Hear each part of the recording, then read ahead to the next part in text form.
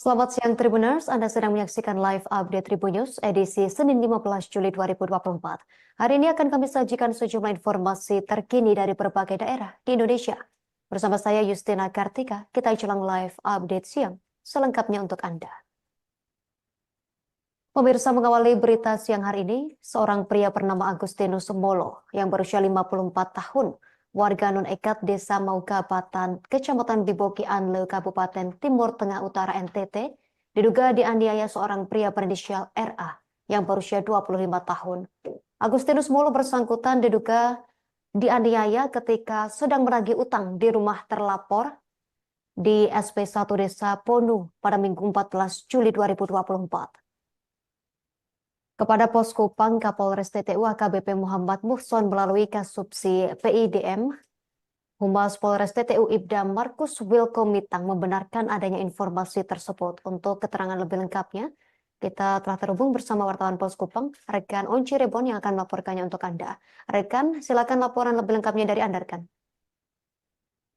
Baik, rekan Justina, saya melaporkan langsung dari Kabupaten Timur Tengah Utara bahwa pada hari Minggu pukul 8 pagi, tepatnya pada tanggal 14 Juli 2024 kemarin, seorang pria bernama Agustinus Molo dianiaya di di SP1 Desa Pono, Kecamatan Bibokian Leu, Kabupaten Timur Tengah Utara, Provinsi Nusa Tenggara Timur. Yang bersangkutan dalam hal ini pelapor dianiaya ketika sedang menagih utang miliknya bersama keluarganya di rumah salah satu warga di desa tersebut berinisial RA, dan ketika mereka pelapor bersama keluarganya berangkat dari desa Maukabatan menuju ke desa Ponu dan hendak menagih utang. Ketika mereka masuk dan mereka langsung masuk ke rumah terlapor dan kemudian menyampaikan maksud kedatangan mereka, yakni menagih utang di salah satu pria berinisial VO. Dan pada saat itu tiba-tiba dari belakang seorang pria berinisial RA dan berusia 25 tahun muncul dari belakang korban dan langsung menganiaya korban. Akibat penganiayaan tersebut, korban mengalami memar dan kemudian korban bersama keluarga bergegas dari lokasi tersebut dan melaporkan insiden tersebut ke SPKT Polsek Bibokian Leu, Polres Timur Tengah Utara. Hingga saat ini pihak kepolisian sedang melakukan pengambilan keterangan terhadap para saksi dan juga korban dan juga terduga pelaku. Demikian rekan Justina, saya melaporkan langsung dari Kabupaten Timur Tengah Utara. Terima kasih rekan Onci Rebon, wartawan Posko Pang atas laporan dari Anda. Selamat bertugas kembali, rekan. Ke informasi selanjutnya pemirsa, Lailatul Ishfi Sofia yang berusia 43 tahun maksud kami, penjual sate di pinggir Jalan Soekarno-Hatta, Kota Bangkalan, hanya bisa pasrah ketika mengetahui tas berisikan uang sebesar Rp170.000 raib dari pandangannya. Padahal uang senilai Rp170.000 tersebut adalah hasil seharian ia berjualan sate. Aksi pelaku terekam CCTV dari sebuah toko di samping gerobak satenya. Untuk informasi lebih lengkapnya terkait kejadian ini, akan dilaporkan rekan Ahmad Faisal, wartawan Tribun Madura untuk Anda. Rekan Ahmad Faisal, silakan laporan selengkapnya dari Anda. Baik, rekan Cina, selamat siang Tribuners. Seorang perempuan bercadar terekam CCTV dengan langkah tergesa menuju sepeda motor di pinggir jalan Soekarno-Hatta, Kota Bangkalan. Ia meninggalkan gerobak penjual sate dan tidak kembali lagi setelah memesan 1.000 tusuk sate. Belakangan, perempuan itu dilaporkan oleh penjual sate ke pihak kepolisian atas perkara pencurian. Ditemui saat berjualan, Lailatul Ishfi Sofia berusia 43 tahun mengungkapkan emak-emak bertubuh bongsor yang terekam CCTV milik toko dekat gerobak satenya itu membawa kabur tas miliknya berisikan uang sekitar Rp170.000. Uang senilai itu adalah hasil seharian ia berjualan sate. Dua rekaman CCTV beredar di media sosial yang pada rekaman pertama berdurasi 18 detik menayangkan ketika perempuan bercadar itu tiba di tempat korban berjualan sate. Sementara pada rekaman CCTV kedua yang berdurasi 52 detik menggambarkan perempuan tersebut duduk di tempat terlarang bagi pembeli hingga kabur mengendarai motor. Sebelumnya Tribuners, Lailatul menyarankan agar perempuan itu duduk di tempat pengunjung yang telah disediakan. Namun perempuan itu menolak dan memilih duduk di dekat bak yang di dalamnya dipenuhi kertas bungkus sate serta tas milik korban. Ia menceritakan awalnya perempuan itu datang untuk memesan sebanyak 1.000 tusuk sate untuk keperluan hajatan. Sebelum disepakati, perempuan itu meminta untuk mencicipi terlebih dahulu 20 tusuk sate dan 5 lontong. Perasaan senang pun menyelimuti hati Lailatul karena pesanan sebanyak 1.000 tusuk sate bagi dirinya adalah berkah tak terduga. Lailatul pun terus membakar sate, lengannya semakin kencang menusuk semua sate di atas panggangan. Namun di balik semangat kepulan asap beraroma sate, korban tidak menyadari ternyata perempuan pemesan keripik sate itu sedang melancarkan aksi. Saat korban menoleh, tiba-tiba perempuan itu sudah berada di atas motor dengan alasan pulang sebentar untuk membeli sesuatu. Namun setelah 2 menit berselang, korban baru tersadar bahwa tas miliknya sudah raib dari pandangannya. Meski 4 hari telah berselang, Tribuners, perasaan trauma atas peristiwa itu masih jelas membekas di benak Lailatul yang kesehariannya tinggal di kampung Satuan Kelurahan Pejagan. Selain diberikan uang Rp170.000 hasil seharian berjualan sate, atas miliknya itu juga memberikan uang sebesar Rp550.000 yang akan diberikan untuk kebutuhan adiknya. Tas berwarna biru milik korban juga berisikan kunci rumah, 2 SNK, sepeda motor, serta buku tabungan dan 2 kartu ATM.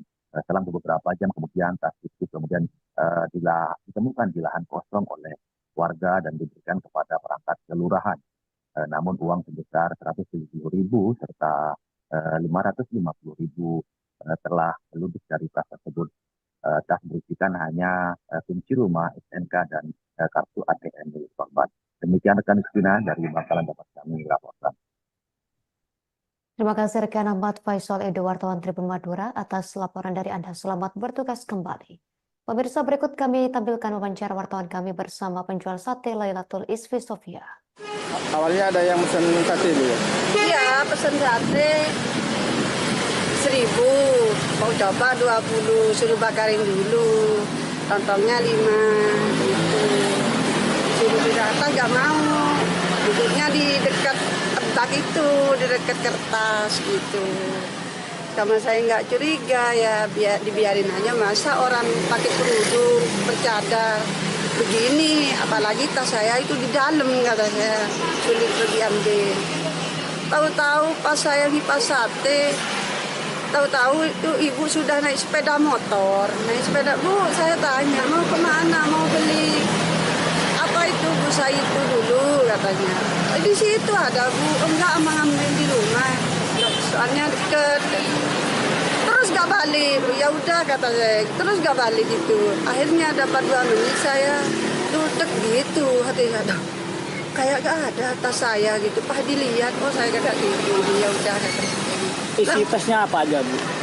STNK 2, buku tabungan. Pemirsa, rumah milik Alexander Roga di Desa Detubela, Kecamatan Wewaria, Kabupaten Ende, Pulau Flores, Provinsi Nusa Tenggara Timur ludes terbakar pada Sabtu 13 Juli 2024, sekira pukul 5:30 waktu Indonesia Tengah petang hari. Camat Wewaria Januarius Mbari saat dikonfirmasi Tribun Flores Minggu 14 Juli 2024 malam hari membenarkan adanya peristiwa kebakaran tersebut. Untuk informasi selengkapnya, kita telah terhubung bersama rekan Albert Aquinaldo, wartawan Tribun Flores. Rekan Albert, silakan laporan selengkapnya dari Anda.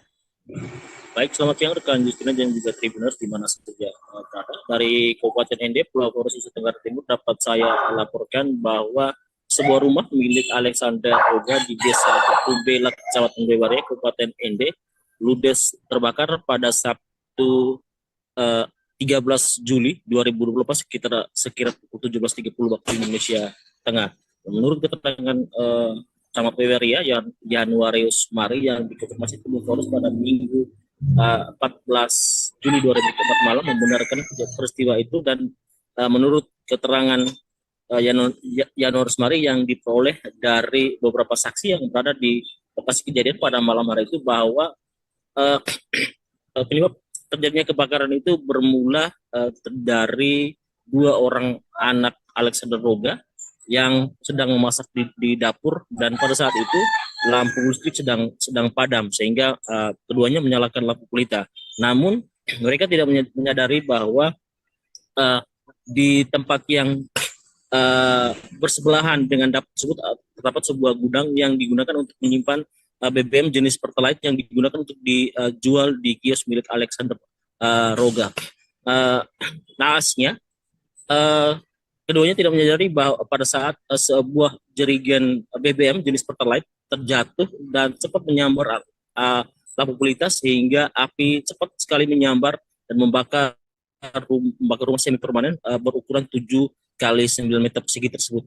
Akibatnya istri Alexander Roga mengalami luka bakar di bagian tangan dan kaki, sehingga terpaksa dilarikan ke puskesmas Villahermosa untuk mendapat perawatan. Namun sekitar minggu kemarin tanggal 14 Juli 2024 istri Alexander Roga sudah dipulangkan dari puskesmas Villahermosa dan saat ini sedang dirawat di rumah salah satu keluarganya di wilayah Kecamatan Weweria.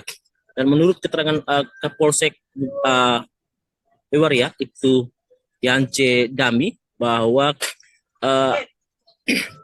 penyebab kebakaran tersebut untuk sementara diketahui akibat hubungan arus pendek listrik dan yang bersamaan dengan jatuhnya sebuah jerigen berisi BBM jenis Pertalite di rumah itu, sehingga api cepat menyambar.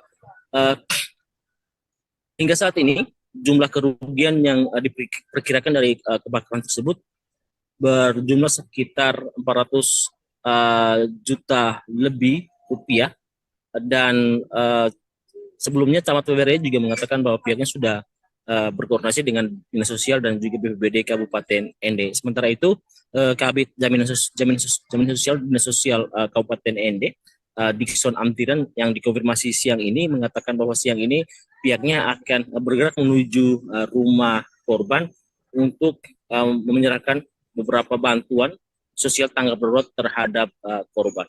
Demikian rekan Justina. Terima kasih rekan Albert Aquinaldo, wartawan Tribun Flores, atas laporan dari Anda. Selamat bertugas kembali rekan. Ke informasi selanjutnya pemirsa, Abdul Manan yang berusia 69 tahun, satu di antara 6 orang korban tewas kecelakaan maut minibus Elf menabrak truk bermuatan bata ringan di Tol Solo Ngawi KM 497800 pada Sabtu 13 Juli 2024 dini hari, merupakan Ketua Yayasan Pendidikan Darul Falah Surabaya.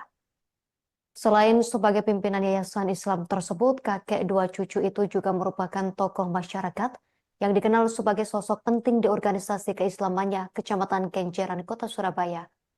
Untuk informasi selengkapnya terkait berita ini, kita telah terhubung bersama wartawan Tribun Jatim, rekan Luhur Pambudi. Silakan laporan lebih lengkapnya dari Anda. Oke, baik Justina. Sosok Abdul Manan, 69 tahun, satu di antara 6 orang korban tewas kecelakaan maut minibus Elf menabrak truk bermuatan bata ringan di Tol Solo Ngawi KM 497800 pada Sabtu 13 Juli dini hari, merupakan Ketua Yayasan Pendidikan Darul Falah Kota Surabaya. Selain sebagai pimpinan yayasan Islam tersebut, kakek 2 cucu itu juga merupakan tokoh masyarakat yang dikenal sebagai sosok penting di organisasi keislaman yang ada di Kecamatan Kenjeran, Kota Surabaya. Menurut istrinya, Lulu Masliha, 66 tahun, sang suami juga menjabat sebagai Ketua Rois Surya NU Kecamatan Kenjeran, Kota Surabaya selama 6 periode atau selama 30 tahun. Kemudian Abdul Manan juga diketahui menjabat sebagai Ketua MUI Kecamatan Kenjeran, Kota Surabaya. Dan selain itu, Abdul Manan juga dikenal aktif dalam membina beberapa kegiatan keagamaan yang ada di tengah masyarakat Surabaya kawasan utara. Mulai dari menjadi khotib sekaligus imam sholat Jumat di hampir seluruh masjid kawasan Surabaya Utara secara bergiliran, kemudian memandu istighosah setiap selesai menunaikan ibadah sholat subuh di Masjid Utama Yayasan Pendidikan Darul Falah Surabaya yang berlokasi di kompleks belakang rumahnya.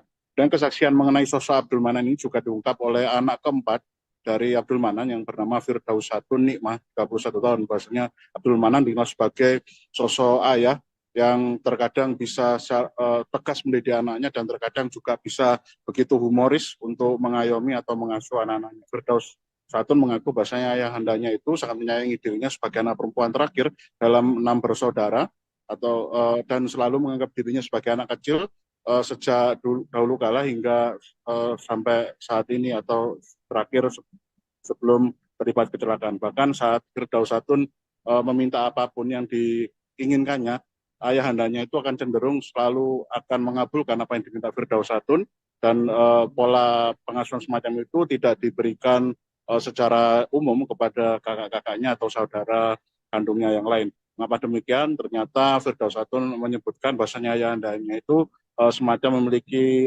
hutang budi kepada sosok dari anaknya itu. Bahasanya saat Firdausatun dulu dilahirkan, Abdul Manan dalam keadaan sakit dan belum bisa atau tidak bisa mendampingi istrinya ketika sedang melahirkan Firdausatun kala itu. Kemudian selain Abdul Manan, bahasanya 4 orang korban tewas dalam kecelakaan itu adalah anak, menantu, dan 2 cucunya. Yakni anak kandungnya yang ke-6 dari Abdul Manan yang bernama Ahmad Raufi Huzen, 26 tahun. Kemudian 2 orang cucunya berinisial AM, berusia 9 bulan, dan AMF berusia 4 tahun, dan kemudian menantunya yang bernama Rifatul Fatati 26 tahun. Sedangkan untuk korban tewas lainnya bernama Ahmad Fendi Gozali 24 tahun, merupakan kru minibus Elf yang bertugas sebagai pemandu wisata yang saat itu kendaraannya disewa oleh rombongan dari yayasan tersebut. Kemudian sekadar diketahui, dikutip dari kompas.com, bahasanya Elf penumpang 22 orang tersebut bertabrakan dengan truk bermuatan bata ringan di Tol Solo Ngawi pada hari Sabtu dini hari kemarin, dan akibatnya 6 orang penumpang meninggal dunia dan 14 orang lainnya terluka. Kemudian Kapolres Boyolali AKBP Petrus Parni Ngotan Silalahi mengatakan bahwasanya berdasarkan hasil penyelidikan sementara pihak kepolisian, bukan penyebab kecelakaan maut tersebut ditengarai oleh 2 kemungkinan, yakni antara sopir mengantuk ataupun kondisi kendaraan yang overkapasitas. Kemudian Petrus menerangkan kronologi singkatnya, yakni kronologi kecelakaan tersebut saat minibus Elf tersebut melaju dari arah timur, arah Surabaya untuk menuju ke arah Yogyakarta untuk melakukan aktivitas liburan, dan sekitar pukul 04.00 Elf menabrak truk yang berjalan searah di ruas tol tersebut dan terjadi kecelakaan maut itu. Demikian reportase kami, Justina, kembali ke studio. Terima kasih rekan Nur Pambudi, wartawan Tribun Jatim, atas laporan dari Anda. Selamat bertugas kembali. Pemirsa, berikut wawancara wartawan kami bersama pihak terkait. Kemarin sempat tak paksa, ibu ngapain nggak ikut, biar refreshing. Enggak, sampean sendirian di sini. Karena di sini tuh ada belakang itu kan ada kakak, sama ada yang tukang bersih-bersih biasanya. Nah itu kebetulan yang tukang bersih-bersih itu mau nganterin anaknya ke pondok. Jadi akhirnya hari ini kan nggak ada orang siapa-siapa. Kalau misalnya saya ditinggal, saya tuh sendirian dengan leluas sampai belakang gitu loh. Ibu nggak tega, terus sama keadaan ibu juga nggak memungkinkan untuk ikut gitu. Berarti ngalahi gitu. Nanti kan pengurus cabang, jadi dari sana tuh ke kantor FU Surabaya gitu, dan pemberitahuan. Jadi keluarga belum beritahu. Oh, jadi yang ngabar itu dari pengurus NU daerah sana nggih. Terus ke NU Surabaya, terus ke jenengan, terus ke disebar ke wilayah sini. Dia kan sebagai Surya NU juga. Tapi dia itu jadi MUI juga sama banyak. Satu persatu barang bukti tindak pidana umum PIDUM dimusnahkan di halaman Kejaksaan Negeri Jembrana pada Senin 15 Juli 2024. Barang bukti tersebut merupakan barbuk perkara yang telah berkekuatan hukum tetap, mulai dari narkotika jenis sabu, ganja, dan pil koplo, handphone, serta lainnya. Terbanyak adalah barang bukti pil koplo berwarna putih dengan jumlah 1.361 butir. Barang bukti merupakan perkara periode Desember 2023 hingga Juni 2024. Untuk informasi selengkapnya, Kita telah terhubung bersama rekan Imade Prasetya Aryawan dari Tribun Bali yang akan melaporkannya untuk Anda. Rekan Imade Prasetya, silakan laporan selengkapnya dari Anda. Baik, selamat siang. Dapat kami laporkan dari Kabupaten Jemberana sendiri bahwa Kejaksaan Negeri Jemberana bersama jajaran Forkompinda di Jemberana melaksanakan pemusnahan barang bukti hasil tindak pidana umum yang terjadi selama periode Desember 2023 hingga Juni 2024 kemarin.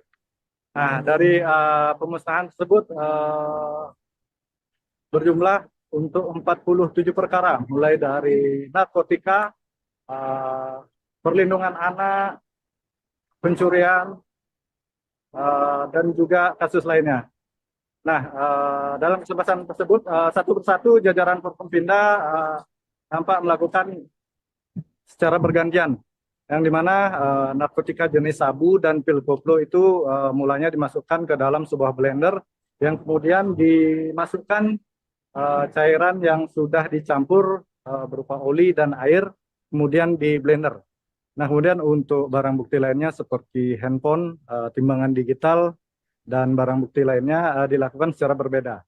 Untuk handphone dirusak dengan cara dipukul dengan palu maupun dengan kapak yang ada di lokasi.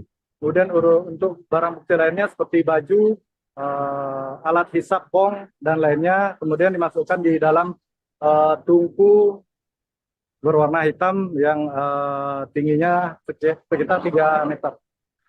Kepala Kejaksaan Negeri Jemberana, Ibu Salomina Meke Saliama, mengatakan bahwa kasus narkotika dan pencurian pada kegiatan ini yang paling mendominasi, di mana narkotika dari tahun ke tahun dilaporkan terus mengalami peningkatan, baik dari segi jumlah barang bukti maupun juga jumlah tersangka. Pihaknya juga telah menerapkan pasal yang sangat-sangat memberatkan untuk para pelaku narkotika dengan tujuan memberi efek jerah. Sementara untuk pelakuan pencurian didominasi oleh pencurian hewan ternak, dan juga ada 2 kasus konservasi sumber daya alam, yakni penyelundupan hewan penyu. Sekian laporan dari kami dari Jemberana. Terima kasih. Terima kasih rekan Imade Prasetya Aryawan, wartawan Tribun Bali atas laporan dari Anda. Selamat bertugas kembali. Pemirsa, berikut wawancara wartawan kami bersama Salomina Meke Saliama, Kepala Kejari Jemberana. Kalau narkoba selama saya di sini 2 tahun 6 bulan selalu meningkat perkaranya. Tetapi barang buktinya tidak terlalu banyak, tapi perkaranya naik dari tahun ke tahun. Kalau untuk barang bukti yang hari ini dimusnahkan ada berapa, Bu? Kalau barang bukti yang dimusnahkan hari ini sabu-sabu 11,8 gram, ganja 1908 gram, 84 gram, pil koplo 1361 gram, serta barang bukti lainnya yang berasal dari 47 perkara yang sudah inkrah. Periode bulan apa? Dari bulan Januari sampai Juni. Agustus 2023 sampai Juli 2024. Ya, setahun. Kepolisian Resor Polres Fakfak Papua Barat menggelar operasi Patuh Mansinam 2024 berfokus memberantas 7 jenis pelanggaran lalu lintas. Pantauan Tribun Papuabarat.com pada Senin 15 Juli 2024, Kapolres Fakfak AKBP Hendriana memimpin langsung apel operasi Patuh Mansinam 2024 di pelataran Mapolres Fakfak Papua Barat. Untuk informasi selengkapnya, pemirsa, kita telah terhubung bersama rekan Aldi Bimantara, wartawan Tribun Papua Barat yang akan melaporkannya untuk Anda. Rekan Aldi, silakan laporan lebih lengkapnya dari Anda.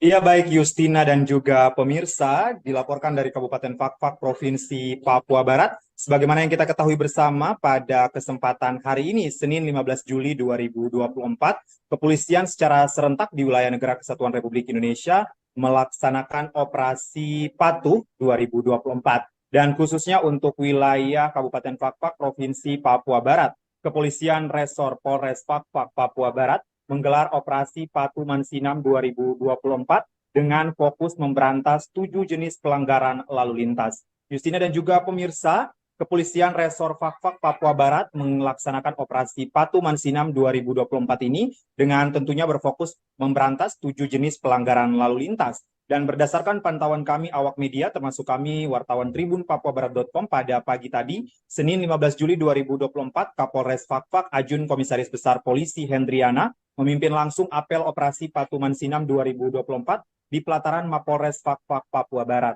Justina dan juga pemirsa, dikatakan Kapolres Fakfak AKBP Hendriana mengutip sambutan Kapolda Papua Barat, disampaikannya perlu kita pahami bersama bahwasanya dalam pelaksanaan operasi Patuh Mansinam 2024 ini tentunya mengedepankan kegiatan preventif, edukatif, serta persuasif dan juga humanis. Justina dan juga pemirsa, dikatakan AKBP Hendriana tentunya didukung dalam rangka meningkatkan simpati masyarakat terhadap Polri dengan cara bertindak, melakukan deteksi dini, lidik, dan pemetaan terhadap lokasi atau tempat yang rawan terhadap kemacetan, pelanggaran, dan laka lantas. Serta dikatakannya pula melaksanakan binlu kepada masyarakat tentang tertib berlalu lintas melalui sosialisasi dan pemasangan baliho, stiker maksud saya, kemudian media cetak, elektronik, maupun media sosial. Justina dan juga pemirsa, kami juga mengutip setidaknya ada 7 jenis pelanggaran yang menjadi target operasi Patuh 2024 yang digelar Polres Fakfak di Kabupaten Fakfak, Provinsi Papua Barat,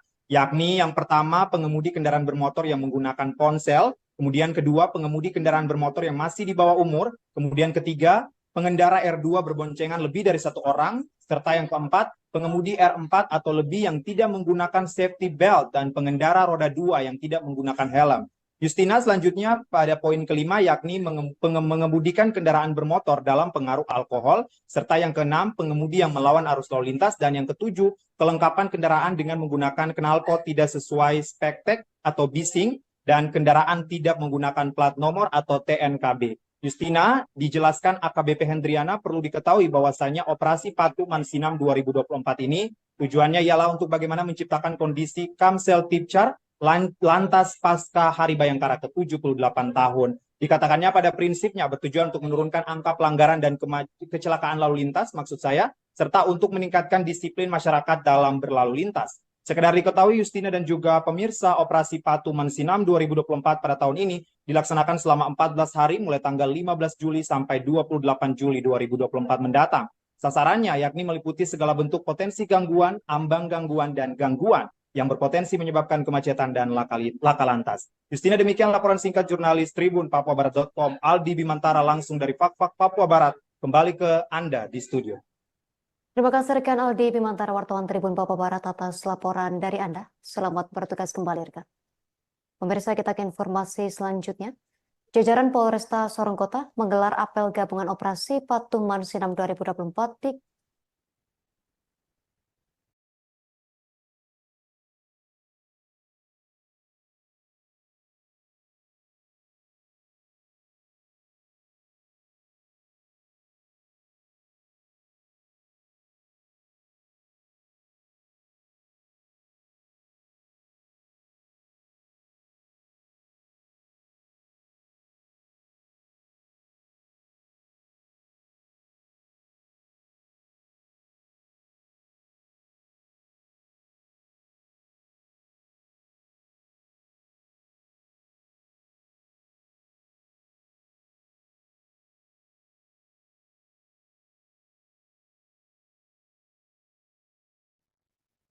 Jajaran Polresta Sorong Kota menggelar apel gabungan operasi Patuh Mansinam 2024 di Kota Sorong, Provinsi Papua Barat Daya.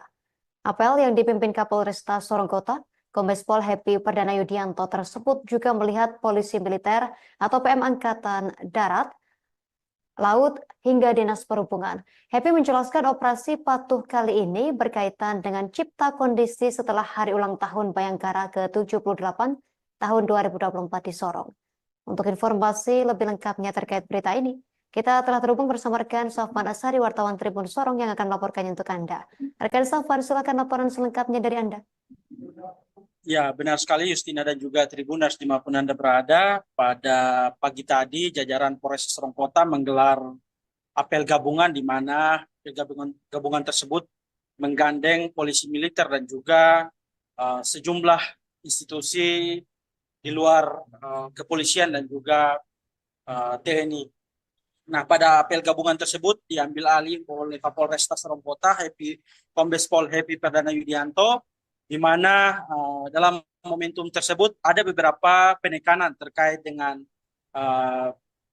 operasi patuh Mansinam 2024, di mana pada momentum operasi patuh 2024 ini Polres Sorong Kota ada beberapa poin yang merupakan target sasaran yang harus dieksekusi di wilayah hukum Polresta Sorong Kota.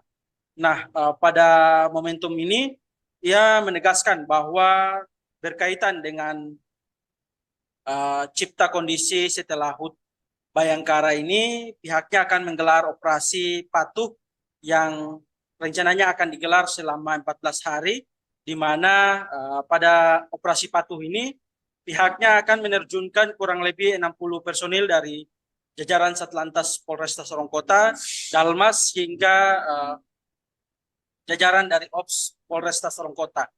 Nah, pada momentum kali ini ada sekitar kurang lebih 5 target pelanggaran yang sedianya akan dieksekusi di lapangan atau dilakukan upaya penilangan di lapangan, yakni terkait dengan pelanggaran-pelanggaran yang antara lain yaitu pelanggaran tidak menggunakan helm untuk pengguna jalan khususnya roda 2 dan pengguna jalan yang masih dipengaruhi minuman keras dan juga tidak ada surat kendaraan serta pengendara yang masih di bawah umur dan juga pengendara yang nekat berkendara namun tengah menggunakan handphone maksud saya. Nah, selain itu, ia juga berharap agar melalui momentum ini sinergitas antara TNI Polri bisa tetap dijaga dan terkait dengan pelanggaran-pelanggaran lalu lintas yang ada di wilayah hukum Polresta Sorong Kota bisa ditekan dan tidak lagi terjadi di wilayah hukum Polresta Sorong Kota. Nah, berdasarkan keterangan yang kami himpun bahwa dari data sementara dari Januari hingga Juli hari ini, jumlah laka lantas yang terjadi di wilayah hukum Polres Sorong Kota sudah mencapai kurang lebih seratusan kali kejadian.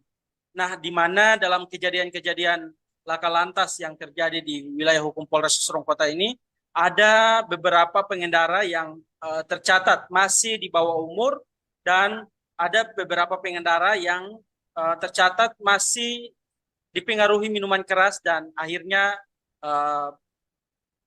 menjadi korban laka lantas di ruas jalan wilayah hukum Polres Sorong Kota. Nah, dari beberapa kejadian tersebut ada beberapa yang korbannya langsung meninggal dunia dan ada juga sebagian yang luka parah begitu, Tribuners. Ia berharap lewat momentum ini pelanggaran-pelanggaran dan juga angka kecelakaan di wilayah hukum Polres Sorong Kota bisa ditekan dan bisa diminimalisir di lapangan begitu. Sekian, Justina. Baik rekan Sofana Sari, wartawan Tribun Sorong, terima kasih atas informasi dan juga laporan dari Anda. Selamat bertugas kembali. Pemirsa, kami tampilkan wawancara wartawan kami bersama Kombes Pol Happy Perdana Yudianto, Kapolresta Sorong Kota. Hari ini kita melaksanakan apel gelar pasukan operasi patuh Mansinam 2024. Jadi terkait operasi patuh Mansinam ini nanti akan kita laksanakan sekitar kurang lebih 15 hari. Mulai hari ini tanggal 15 Juli sampai tanggal 28 Juli. Kemudian untuk personil yang dilibatkan kurang lebih 60 personil dari lalu lintas dan juga dari fungsi-fungsi yang lain. Siap. Oh ya, untuk kegiatan operasi patuh Mansinam ini selain kita melaksanakan cipta kondisi pasca Hari Bayangkara ke-78 kemarin dan juga untuk menyambut atau menghadapi rencana pilkada serentak yang akan dilaksanakan. Bergabung pada kloter 15, ratusan jemaah haji asal Kabupaten Tapin akhirnya tiba di Kota Rantau pada Minggu 14 Juli 2024. Kedatangan jemaah sekira pukul 9:30 disambut haru sanak keluarga yang sudah menanti di halaman Masjid Humasa. Sebelumnya penyambutan juga dilakukan oleh jajaran Forkopimda Tapin di Bandara Internasional Syamsuddin Nur, Banjarbaru, dan sempat diinapkan di Asrama Embarkasi Banjarmasin. Untuk informasi selengkapnya akan dilaporkan rekan Tabri wartawan Banjarmasin Pos yang saat ini telah terhubung bersama kita. Rekan Tabri, silakan laporan lebih lengkapnya dari Anda, rekan. Ya, baiklah Justina dan juga Tribuners, dapat dilaporkan bahwasanya untuk jemaah haji Kabupaten Tapin musim 2024 ini telah tiba ke kampung halaman kemarin, Minggu 14 Juli 2024. Malam sebelumnya, sekitar 150 lebih jemaah yang tergabung di kloter 15 tiba di Bandara Internasional Syamsuddin Nur sekitar pukul 21.30 WITA. Kemudian di malam itu juga mereka dibawa ke Asrama Embarkasi untuk sementara diinapkan hingga pagi hari sekitar pukul 7.30 kembali dibawa ke Kota Rantau atau Kabupaten Tapin. Saat penjemputan ini sendiri berlangsung dengan haru karena sudah banyak sanak keluarga yang menunggu di halaman masjid untuk kedatangan para jamaah ini. Sementara itu disampaikan oleh Kasir PHU Kemenak Tapin untuk pelaksanaan tahun ini sejauh ini telah berlangsung baik dan lancar. Hanya saja mereka juga tetap memiliki beberapa catatan, diantaranya pelaksanaan persiapan itu bisa nantinya lebih leluasa lagi waktunya karena untuk tahun ini tergolong mepet. Kemudian berkenaan dengan itu beliau juga mengatakan untuk lebih memaksimalkan kepada persiapan bagi setiap individu atau calon jemaah yang nantinya akan berangkat haji di musim depan.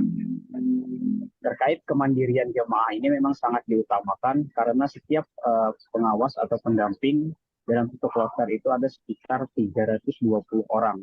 Jadi setiap pendamping itu pastinya tidak maksimal untuk memberikan pelayanan sehingga kemandirian daripada setiap jemaah itu nantinya bakal harus diperhatikan lebih. Disampaikan pula pada musim haji tahun ini untuk Kabupaten Tapin memberangkatkan sebanyak 338 orang. Angka ini sudah termasuk daripada kuota penambahan. Namun pada pemulangan kali ini jumlah tidak lagi sesuai pada keberangkatan karena ada 2 orang jemaah yang meninggal saat menunaikan ibadah haji di Tanah Suci. Yaitu untuk tergabung di kloter 15 1 orang dan kloter 16 1 orang. Info yang kita dapat juga untuk kloter 16 itu akan datang pada hari ini sore nanti. Ada sekitar 80 orang lebih yang akan tiba di Kabupaten Tapin. Namun untuk pengantaran itu ada yang sampai di Kecamatan Bingwang dan kemudian yang lainnya sampai di Masjid Humasa yang ada di Kota Rantau. Ya, demikian mungkin sementara ini dapat saya laporkan dari Kabupaten Tapin. Kembali ke studio Justina. Terima kasih rekan Tabri wartawan Banjarmasin Pos atas informasi yang Anda laporkan. Selamat bertugas kembali. Berikut wawancara wartawan kami pemirsa bersama pihak terkait. Untuk pelaksanaan haji tahun 1440 Hijriah bertepatan dengan 2024, alhamdulillah sampai hari ini berjalan lancar dan mudah-mudahan nanti kita masih menunggu untuk kloter 16 dan 19 dan mudah-mudahan juga nanti bisa berjalan cepat pada saat ini. Total keseluruhannya? Kemudian untuk total keseluruhan untuk pada kloter 15 ini kita ada 1 orang yang meninggal dunia. Kemudian di kloter 16 ada juga 1 orang yang meninggal dunia.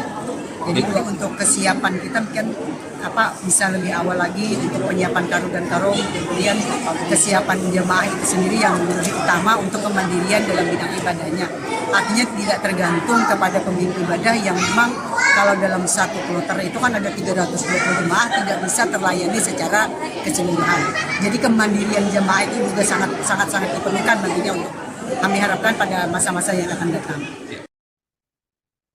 Pemirsa, sejumlah traffic light yang berada pada jalan utama di Nabire, Ibu Kota Papua Tengah, kini telah diaktifkan.